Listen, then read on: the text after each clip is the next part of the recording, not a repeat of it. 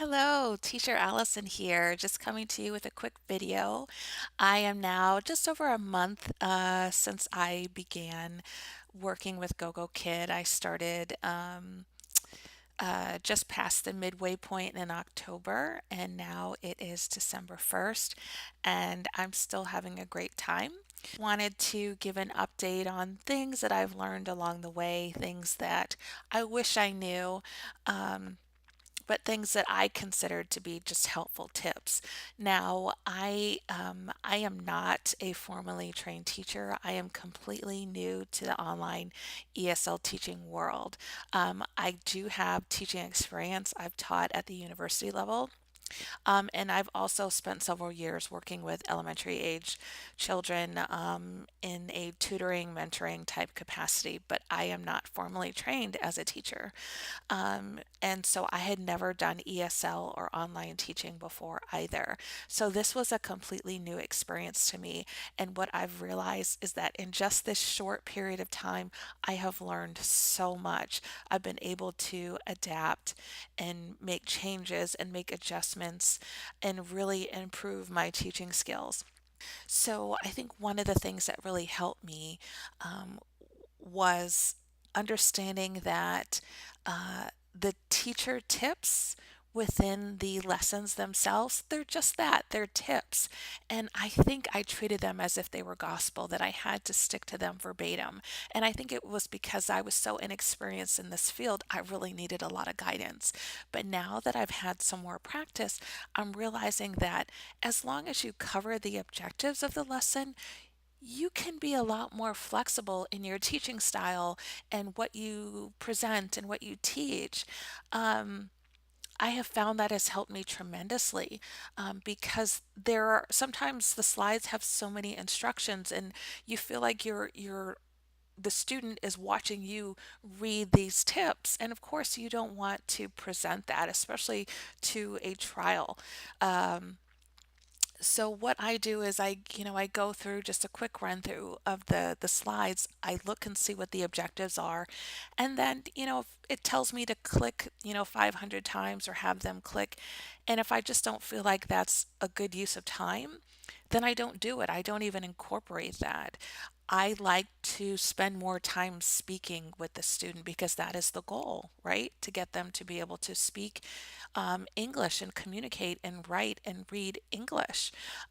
So I personally choose to spend my time speaking, talking, communicating, conversing with the student.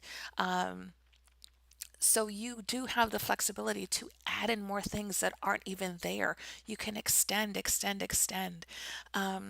You don't have to go through the teacher tips and the lessons verbatim. You definitely have that flexibility, and that's something I didn't understand as a new online ESL teacher.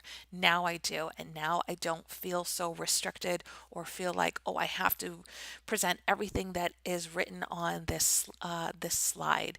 I can just make sure I'm covering the objectives, and depending on the student, maybe they're a little more advanced, so maybe we need to extend, maybe we can converse more about things in their personal life, their interests, their family. Um, and if for other students, maybe their English is a little more lower level. And so maybe we need to go to the basics. I keep this alphabet card handy and we'll sing the alphabet songs and we'll go through pronunciations of the letters. So, you do have that flexibility, and that's something I wish I understood. Another thing I wish I knew more about was no-shows. Unless you have your regular students, no-shows and cancellations are really common. You still get paid for those, but sometimes it can be a struggle sitting through, especially if you have back-to-back classes in the wee hours of the morning. It can be difficult to sit through those no-shows. But I'm in a no-show right now, but um, I actually have learned to appreciate no-shows, especially when you have back-to-back appointments. Sometimes you need that break in the action, time to be able to get caught up on writing your evaluations. It's also a peaceful time for me. It's still dark out. my kids are still asleep and the house is quiet, I can get some coffee, I can listen to some music, I can get organized, I can get my props ready. It's just a quiet, peaceful time for me. So I've really learned to appreciate these no shows.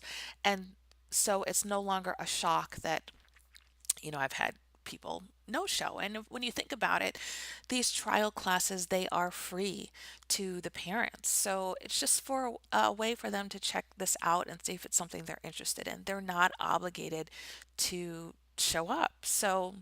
Um, so no shows and cancellations tend to be higher in the beginning when you don't have your regular students. Another thing I wish I knew, or at least I've learned along the way, is that you have to develop your own style. When I first started and when I was researching becoming an online ESL teacher, of course, the first thing you do is you go to YouTube, you watch other teachers, and you can't help but start to mimic their teaching style. You pick a little, a few things from this teacher and a few things from that teacher, and you find that you are, oh my God, I sound like so and so. Over time, I think you do start to realize that in order to be the best teacher you can be, you have to be yourself and you have to develop your own style. Um, I've seen more teachers that are super high energy and really goofy and silly, and other teachers that are a little more serious. I think I'm a bit in between, and I think it also depends on the student. If I have a student that's really energetic, then I try to go full throttle and I try to be goofy and silly. I stick things on my forehead, I dance around, I wave my arms. I just try to be very animated. And if I am working with someone that is a little more serious, then we're going to spend some more time conversing, and getting deeper into the lesson. So you just kind of have to play to the crowd, get a feel, and adjust based on that. So be flexible.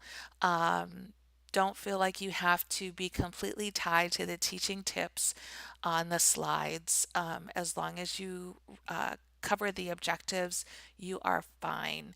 And I guess those are the biggest things I've learned along the way. Again, I'm still having a great time. They have this wonderful teacher workshop series, and I'm learning more and more from our mentor teachers and other teachers on different ways to incorporate. Different teaching styles and skills and tips, and you just kind of have to learn along the way and figure out what works best for you and your students. So, still no complaints. So far, so good.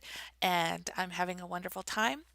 And if you are interested in becoming an online ESL teacher with Gogokid, there is an application link below. If you click on that link, it'll bring you to their website. You'll create a login and complete the application and then go ahead and schedule your interview. If you have any questions, you can feel free to contact me. My email is in the description below. And I guess that's it for now. And I hope you have a great day. See you soon. Bye bye.